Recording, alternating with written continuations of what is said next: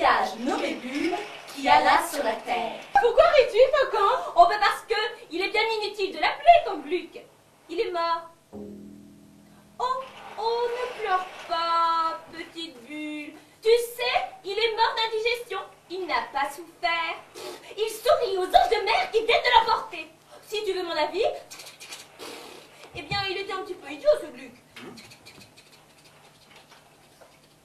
Le pavillon qui flotte tout en haut du mât, salué bien bas par les requins, c'est... Le pavillon noir! Regarde! Nous ne sommes pas des loups, ni des ours, ni des requins. Mais pas non plus des saints, mais plutôt des gentilshommes, des gentlemen de la mer, des artistes de la guerre.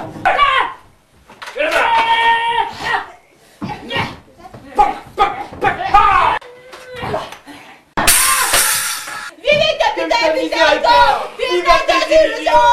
Merci Babordet, merci Tribordet. La porte s'ouvrit. Et une vieille femme surgit, plus revêche qu'un bouquet d'orties. Je pensais mort. Voilà 12 ans que tu n'es point venu. J'étais en voyage. Joli voyage.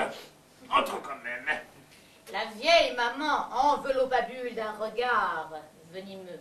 Tu veux-tu que je fasse un coquillage à mon âge? Mais non. C'est une bulle idée, maman, la plus belle bulle idée de tout l'océan Indien. Et alors? Je ne veux pas de ça chez moi. Non.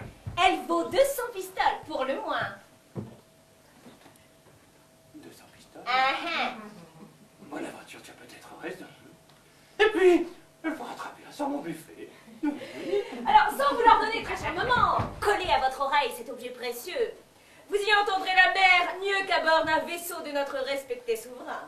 Oh, mon Dieu!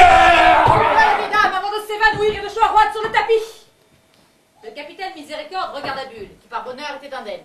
Il la ramassa, salua sa vieille maman et préféra s'éclipser avant d'essuyer les salves de ses malédictions.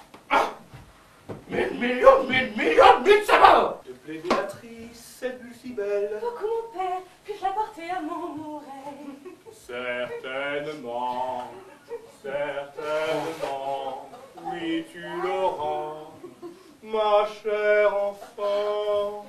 Combien cette bulle? C'est 100 écus. Les voici, les voilus, n'en parlons plus. Des temps heureux étaient venus pour Bulle.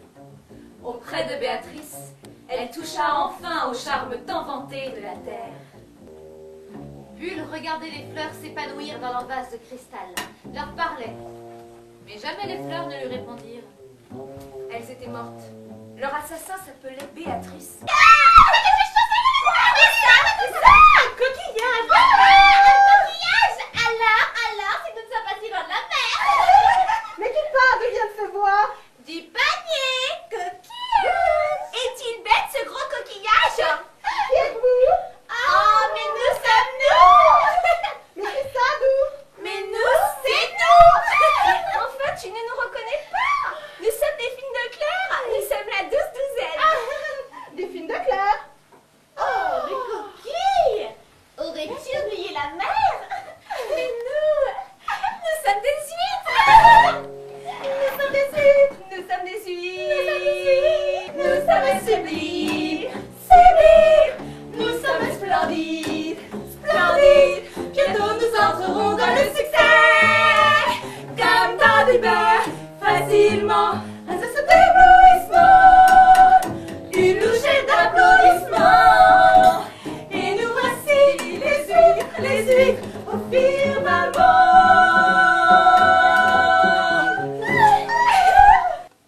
Puis d'autres voix s'ajoutèrent à la voix de Béatrice, celle de son mari, le beau Sylvandre devenu le vieux et gros Sylvandre, et celle de ses enfants, Frédéric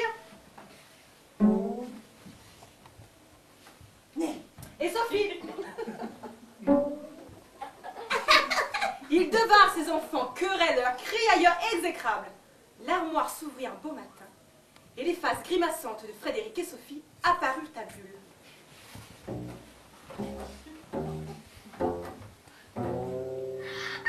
Chic, regarde Frédéric!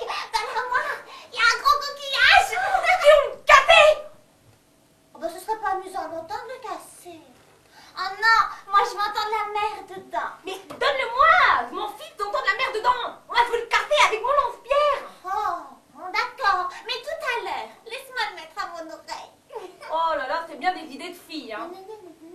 Sophie porta Bulle à son oreille.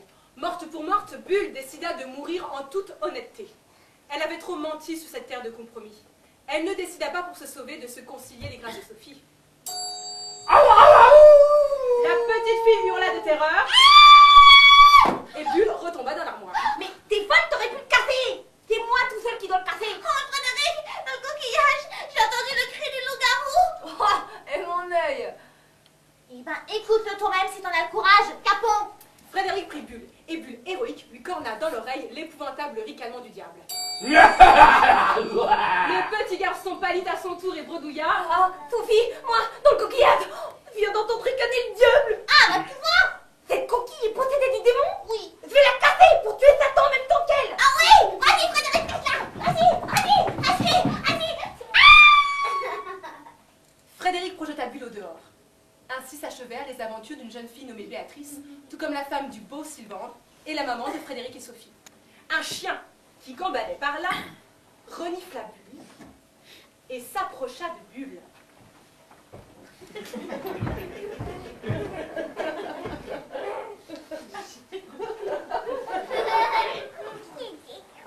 Je n'ai pas un caractère de chien.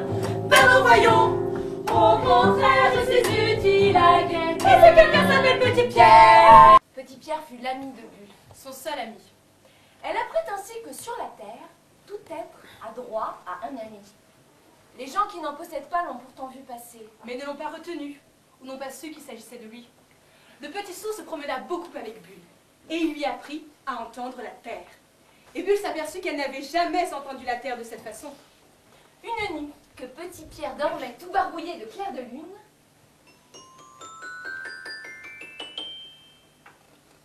pour la première fois, Bulle atteignait l'oreille de son ami. Retenant son souffle, elle fit et chuchota dans le noir le bruit de la mer.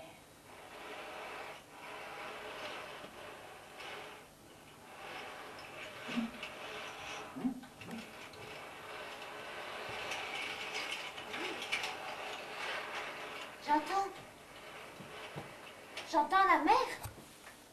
Petit Pierre, c'est moi, c'est Bulle. Tu dois m'entendre si tu as entendu la mer. Je t'entends, Bulle, mais pourquoi? Je crois comprendre, petit garçon. Je ne te parle pas comme on parle sur la terre. Non, je te parle du cœur. Tu me parles du cœur? Oh, petit Pierre, veux-tu entendre de la musique? Oh oui, Bulle. Tout a changé depuis hier et la rue, il y a des yeux qui regardent aux fenêtres. Il y a du lilas, il y a des mains tendues sur la mer, le soleil va paraître. Boum, boum, boum, boum, la solution fait boum, boum, boum, boum, tout avec lui dit boum, quand notre cœur fait boum, boum. Les feuilles du marronnier sont tombées. Nous voici sur la mer et je ne puis ramer davantage. Quand je te verrai t'enfoncer dans l'eau, je m'enfoncerai dans la nuit. Tu as été toute ma musique.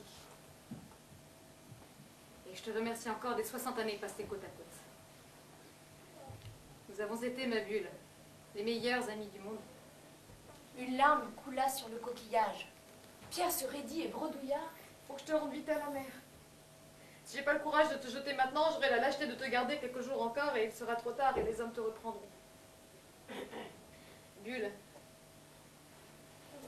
il faut nous dire adieu. Il éleva Bulle tout contre ses cheveux blancs. Puis Bulle une dernière fois. Petit Pierre, ceux qui s'aiment ne se disent jamais adieu. Ils se disent au revoir. À bientôt. Un de ces jours, au plaisir. Un de ces 4 matins.